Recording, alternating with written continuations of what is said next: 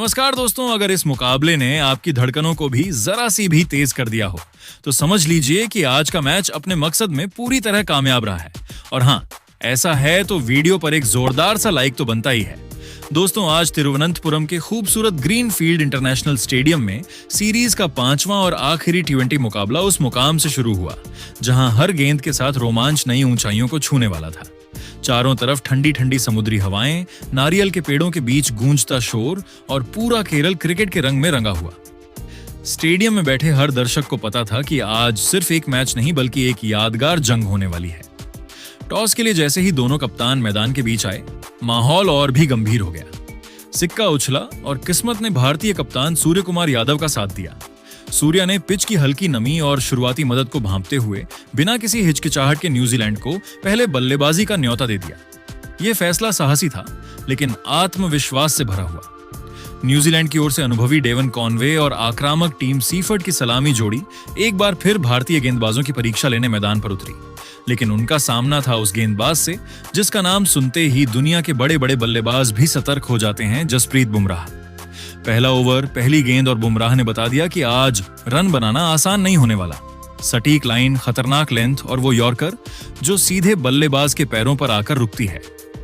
Conway और Seifert दोनों ही संभल कर खेलते नजर आए। हर डॉट बॉल के साथ दबाव बढ़ता गया और पहला ओवर न्यूजीलैंड के लिए किसी चेतावनी से कम नहीं था। न्यूजीलैंड की टीम धीरे धीरे लय में आने की कोशिश कर ही रही थी कि चौथे ओवर में भारत को वो सफलता मिली जिसका इंतजार पूरा स्टेडियम कर रहा था। गेंद हाथ में ली बाएं हाथ के स्विंग मास्टर अर्शदीप सिंह ने। चेहरे पर आत्मविश्वास, कदमों में रफ्तार और हवा में लहराती गेंद। अर्शदीप ने लगातार डेवन कॉनवे को छकाया, बीट कराया और फिर वो गेंद डाली जो बाहर की तरफ निकलती हुई बल्लेबाज को धोखा दे गई। कॉनवे कवर ड्राइव खेलने चले, लेकिन गेंद की स्विंग पड़ नहीं पाए। गेंद सीधे फील्डर के हाथों में और ग्रीनफील्ड स्टेडियम खुशी के शोर से गूंज उठा। 14 गेंदों में 18 रन, 3 शानदार चौके। लेकिन आज अर्शदीप के जादू के आगे कॉनवे की पारी यहीं खत्म हो गई। कॉनवे के पवेलियन लौटते ही न्यूजीलैंड के खेमे में हलचल साफ नजर आने लगी, लेकिन तभी क्रीज पर आए युवा, आत्मविश्वासी और बेहद प्रतिभाशाली रविंद्र। उनके साथ थे टीम सीफर्ट, जो आज पिछली असफलताओं को पूरी तरह भुलाकर अलग ही मूड में नजर आ रहे थे।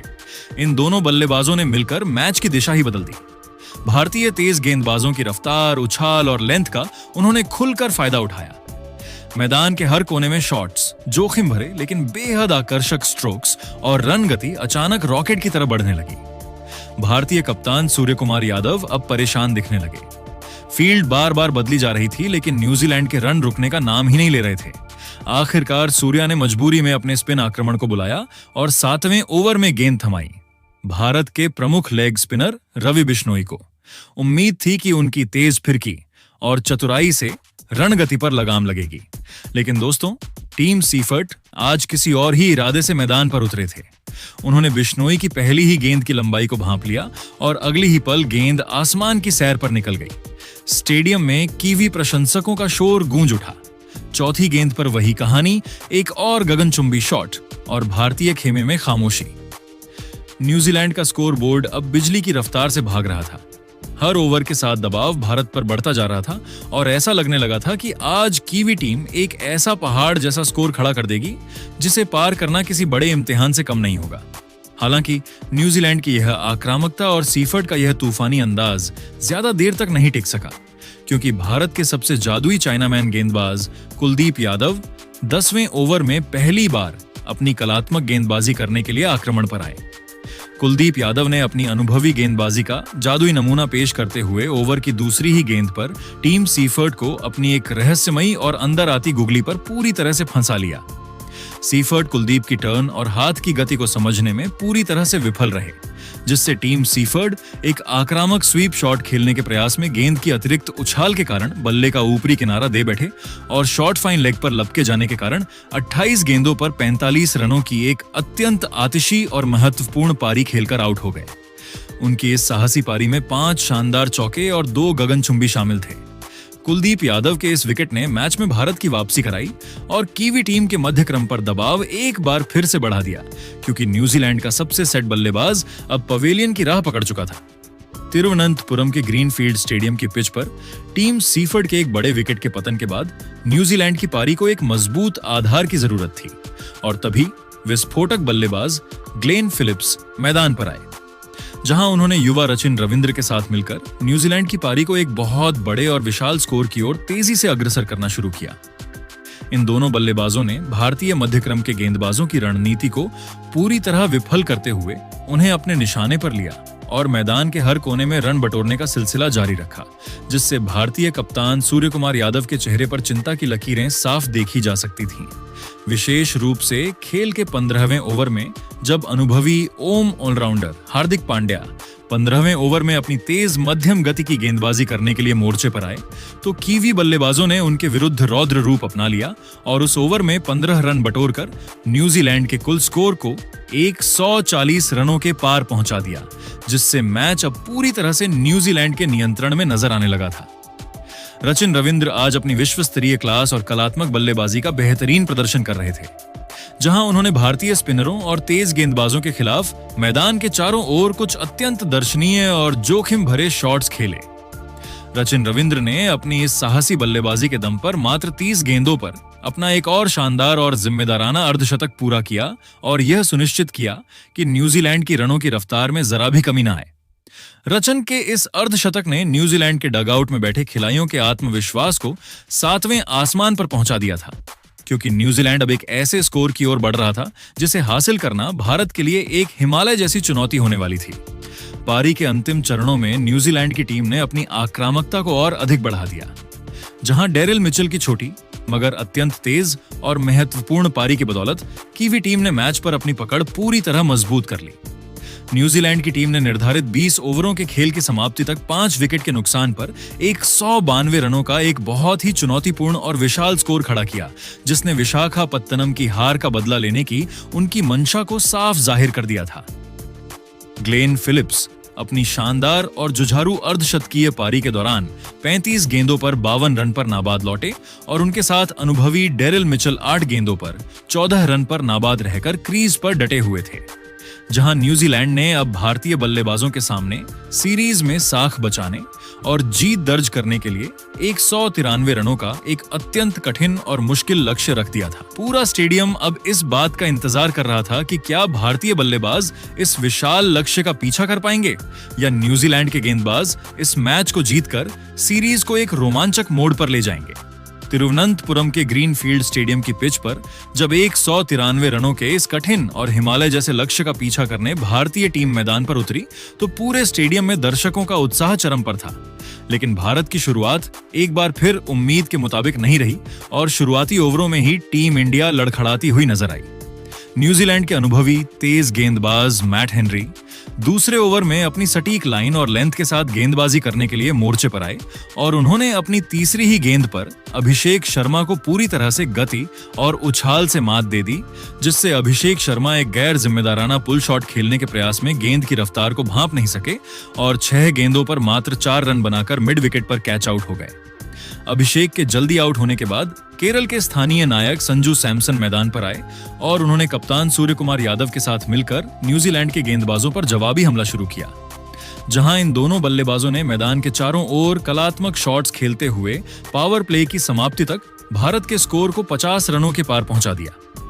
तिरुवनंतपुरम के ग्रीनफील्ड इंटरनेशनल स्टेडियम में संजू सैमसन और कप्तान सूर्यकुमार यादव की यह आक्रामक साझेदारी भारतीय टीम को धीरे धीरे मगर मजबूती से जीत की मंजिल की ओर ले जा रही थी और न्यूजीलैंड के गेंदबाज इस जोड़ी के सामने पूरी तरह असहाय नजर आ रहे थे।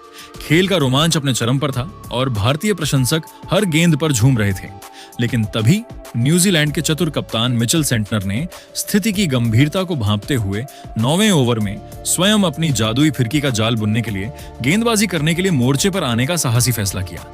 सेंटनर ने अपनी अनुभव और बुद्धिमानी का परिचय देते हुए पहली ही गेंद बहुत ही चतुराई भरी और धीमी गति की फ्लाइटेड गेंद फेंकी, जिसे पढ़ना किसी भी बल्लेबाज के लिए एक कठिन चुनौती थी। संजू सैमसन, जो आज अपने घरेलू मैदान पर बहुत ही प्रचंड और आत्मविश्वास से भरी लय में दिख रहे थे, उन्होंने मिचेल सेंटनर की उस ललचाती हुई गेंद पर अपने कदमों का आक्रामक इस्तेमाल करके लॉन्ग ऑन के ऊपर से एक बड़ा और गगनचुंबी हवाई शॉट खेलने का प्रयास किया।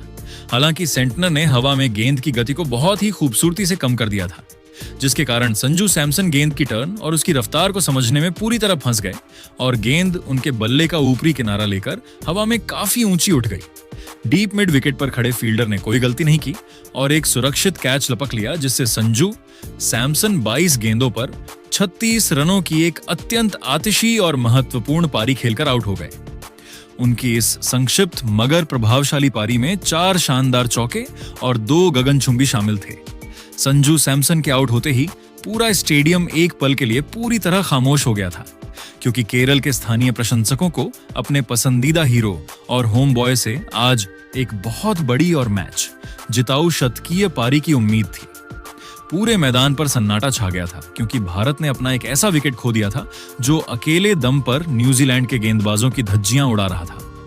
मिचेल सेंटनर की इस रणनीतिक सफलता ने न्यूजीलैंड के खेमे में नया उत्साह भर दिया था, क्योंकि उन्हें पता था कि संजू का विकेट इस विशाल लक्ष्य के पीछा करने के दौरान कितना महत्वपूर्ण साबित हो सकता है। भारतीय टीम अब एक बार फिर दबाव में थी और कप्तान सूर्यकुमार यादव को अब क्रीज पर एक नए साथी की तलाश थी, जो इस कठिन संघर्ष को जीत में तब्दील कर सके। हालांकि संजू के जाने के बाद कप्तान सूर्यकुमार यादव ने विचलित हुए बिना अपनी कप्तानी पारी को जारी रखा और न्यूजीलैंड के हर गेंदबाज को अपने निशाने पर लेना शुरू कर दिया।